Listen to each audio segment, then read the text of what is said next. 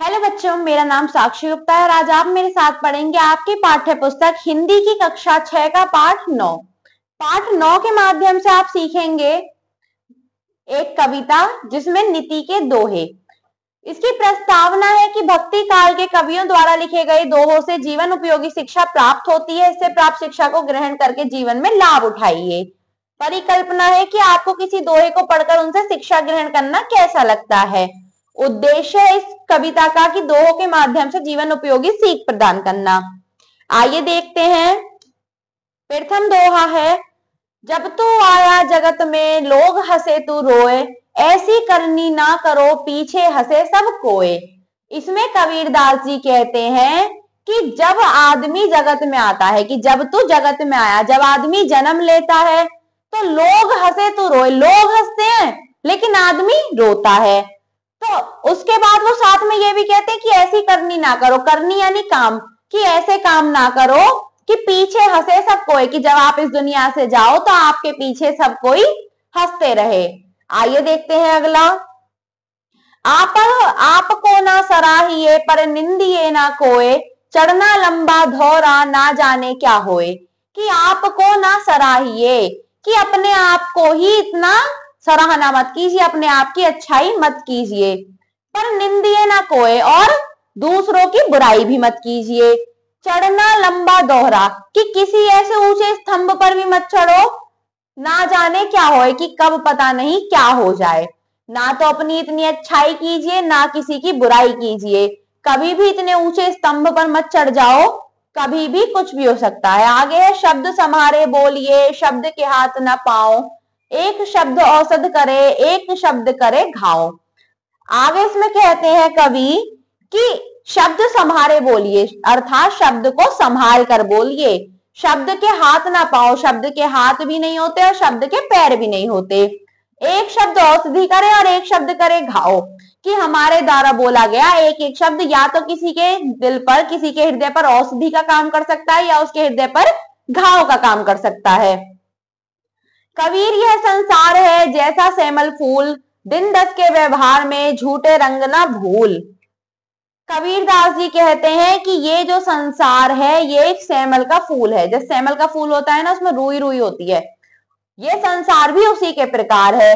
दिन दस के व्यवहार में झूठे रंग ना भूल, कि अब आप यहाँ पर 10 दिन हो, उसके बाद में आपको परमात्मा के पास ही जाना है और आपको अपने किए के सारे जवाब देने होंगे। इसलिए कोई भी ऐसा काम मत करो कि आपको पछताना पड़े। आपको अपने मन की बात बतानी है कि आपका प्रिय भक्ति काल का कवि कौन सा है और क्यों। आगे है, तरुवर फल नहीं खात हैं, सरवर पियहि न पान, कही रहीम पर काज हित, संपत्ति सचहि सुजान। कि तरुवर फल नहीं खाते हैं, जो पेड़ होते हैं वो अपने फल खुद नहीं खाते हैं। ऐसे ही जो सरवर पियहि न पान, जो सरोवर होता है वो अपना जल स्वयं नहीं पीता है। कवि रहीम पर काज हित, संपत्ति सचहि सुजान। इसी तरह जो रहीम दास जी हैं वो भी कहते हैं कि जो अच्छे लोग हैं वो सिर्फ अच्छों के लिए अच्छे ही नहीं होते, वो सबके लिए ही अच्छे होते हैं। आगे है, रहीमन विपदा हूं भली, जो थोड़े दिन होए, हित अनहित या जगत में जान परत सब कोए। रहीमन, रहीम जी कहते हैं कि विपदा, जो विपत्ति होती है वो कुछ दिन की ही भली होती है, थोड़े दिन की ही अच्छी होती है। उसमें क्या होता है कि हमें जगत में ये पता चल जाता है कि कौन हमारा अपना है, कौन हमारा पराया है। कही रहीम संपत्ति सगे, बनत बहु विधि रीत, विपत कसौटी जे कसे, सोई साचे मीत। रहीम जी ये कहते हैं कि कोई हमारे अगर सुख में साथ है तो वो अच्छी बात है, लेकिन जो हमारी विपदाओं में, हमारी परेशानियों में हमारे साथ है वो ही हमारा साचे मीत यानी सच्चा मित्र है। अगला है, एके साधे सब सधे, सब साधे सब जाए, रहीमन मूल ही सींची वो, फूले फले अघाए।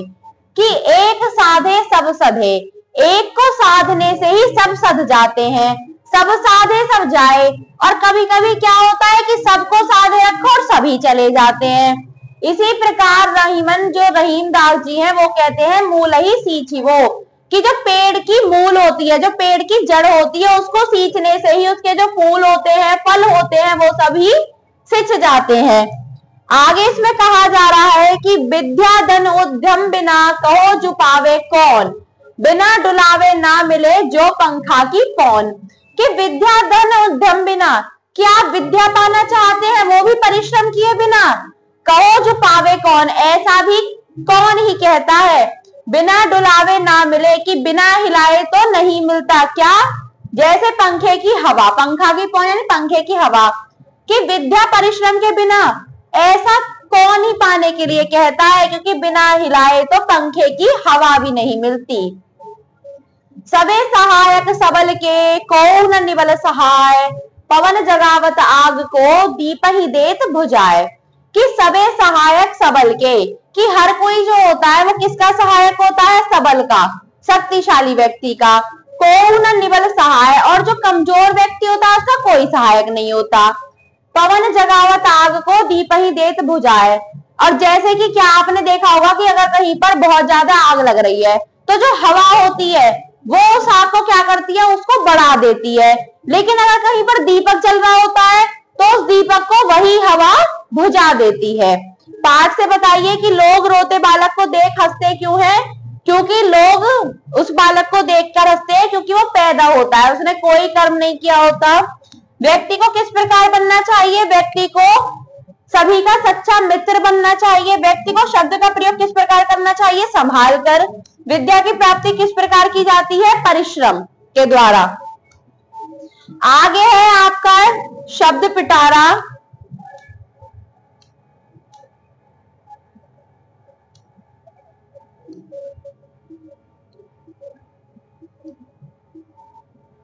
शब्द पिटारा में है करनी यानी कर्म, डूइंग्स। लंबा दोहरा, आचरण के ऊंचे स्तंभ पर, ऑन हाई ग्राउंड। सैमल, एक प्रकार का पेड़ जिसके फल से रुई निकलती है, सैमल। पर काज हित, दूसरों का हित, अदर्स इंटरेस्ट। संचय, संचय करना, टू स्टोर। विपदा, विपत्ति, कैlamity। अनहित, हानि, लॉस्ट। विपत, कसौटी, विपत्ति रूपी कसौटी पर, टेस्टेड बाय एडवर्सिटी। साचे, सच्चा, ट्रू। मूल ही, जड़ को, मूल तत्व को, टू रूट। डुलावे, हिलाए, शेक इट। सबे, सब कोई, एवरीवन। निबल, निर्बल, असहाय, वीक। बुझाए, बुझा देता है, एक्सटिंग्विश। सराहिए, प्रशंसा कीजिए, अप्रिशिएट। संभारे, संभाल कर, बी केयरफुल। तरुवर, पेड़, ट्री। सरोवर, सरोवर, लेक। संपत्ति, धन दौलत, वेल्थ। सुजान, सज्जन, जेंटल। थोड़े दिन, थोड़े समय के लिए, फ्यू डेज। बहुविधि, रीत, बहुत प्रकार से, इन मैनी वेज। जे कसे, कसने पर, परखने पर, ऑन टाइटरिंग। सधे, सिद्ध हो जाता है, प्रूव। उद्यम, परिश्रम, हार्ड वर्क। पौन, पवन, वाइंड। सबल, ताकतवर, पावरफुल। दीप ही, दिए को, टू द लैंप। आइए चलते हैं आगे इस पाठ के प्रश्न उत्तर पर। निम्नलिखित प्रश्नों के उत्तर लिखिए। कबीर दास जी कैसा कर्म ना करने की चेतावनी देते हैं, बुरा कर्म।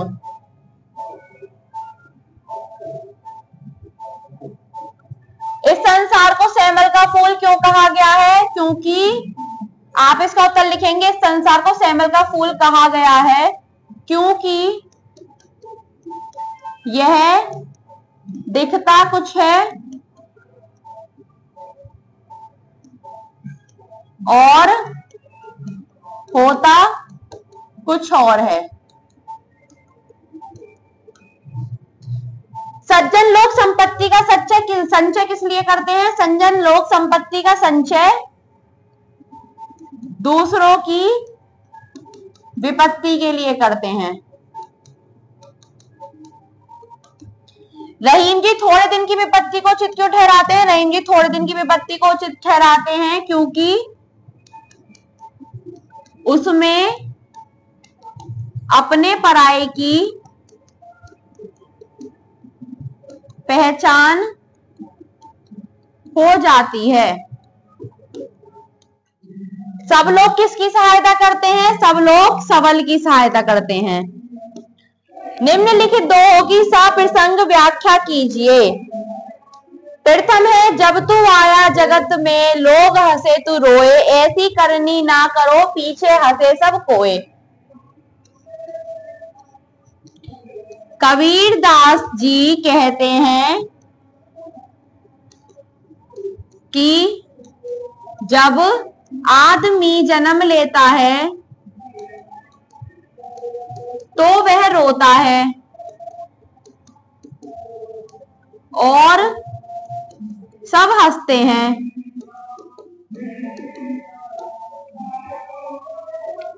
साथ ही वह कहते हैं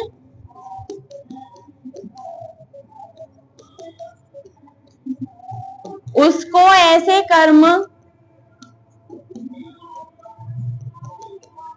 नहीं करने चाहिए कि उसके जाने पर सब हंसें। रहीमन विपदा हो भली जो थोड़े दिन होए, हित अनहित या जगत में जान परत सब कोय। रहीमदास जी कहते हैं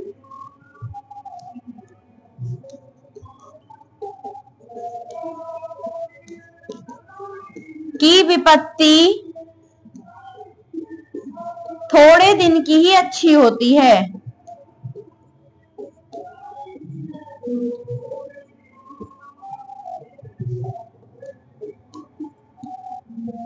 उसमें अपने पराये की पहचान हो जाती है।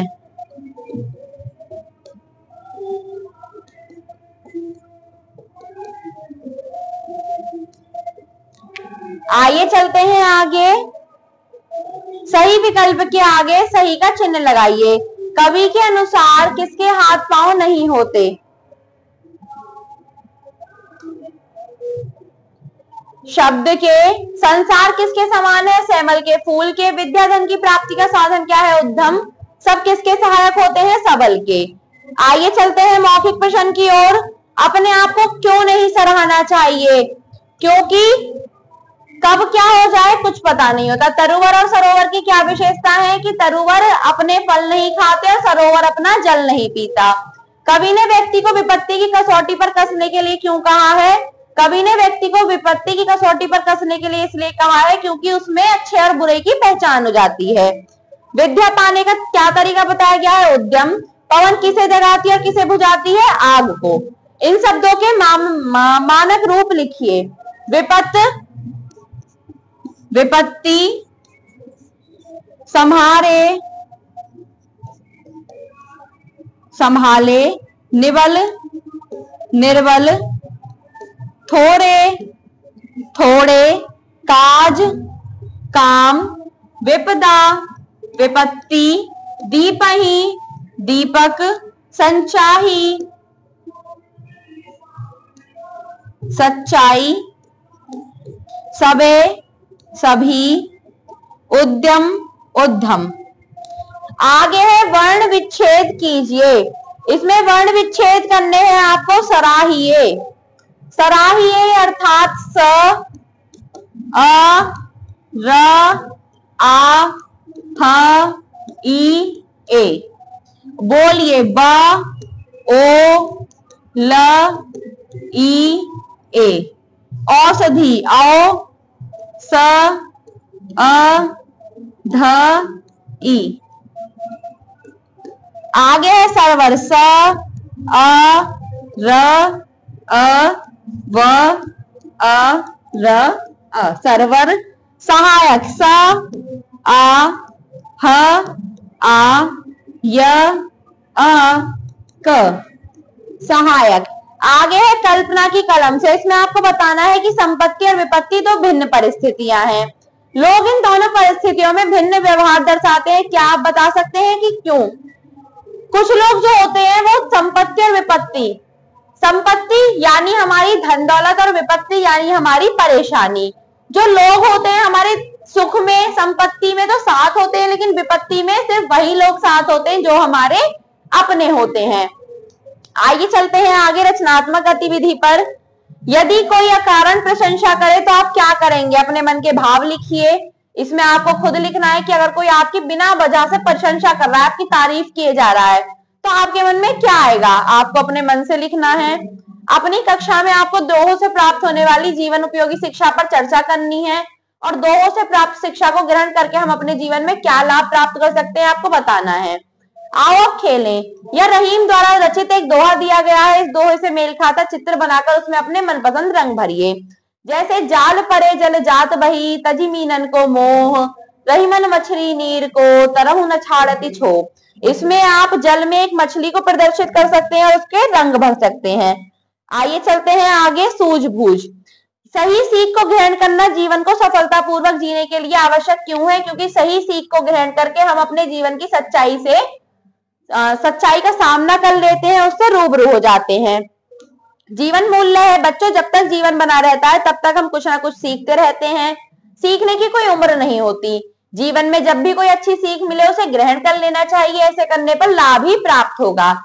मध्यकाल के भक्ति कवियों ने अनेक ऐसे दोहे रचे हैं जिनसे जीवन उपयोगी शिक्षा प्राप्त होती है, अतः इन कवियों द्वारा लिखे गए दोहों को पढ़िए और इनसे मिलने वाली शिक्षा को ग्रहण करके लाभ उठाइए। किसी से अच्छी सीख प्राप्त करना आपको कैसा लगता है? आइए आगे चलते हैं, कड़ी जोड़ो। कबीरदास भारतीय संत, कवि और साहित्यकार थे। वे 15वीं और 16वीं शताब्दी के उत्तर भारतीय इतिहास में जन्मे थे। कबीरदास का जन्म स्थान और जीवन परिचय संबंधित विवादित है, लेकिन वे प्रमुखता वाराणसी के निकट रायगंज, उत्तर प्रदेश, वर्तमान भारत में रहते थे। कबीरदास की विशेषता यह थी कि वे एक संत थे जो हिंदू और मुस्लिम समुदाय के बीच सामंजस्य और एकता के पक्षपात सहित संदेश को प्रचारित करते थे। उन्होंने अपनी रचनाओं में भक्ति, साधना, त्याग, दरिद्रता और मानवीय संबंधों के महत्व के विषयों पर जोर दिया। इस प्रकार आप इस पाठ से जो भी आपने दोहे पढ़े हैं उनको याद करेंगे और उनका मतलब भी अपनी उत्तर पुस्तिका में लिखेंगे और याद करेंगे। धन्यवाद।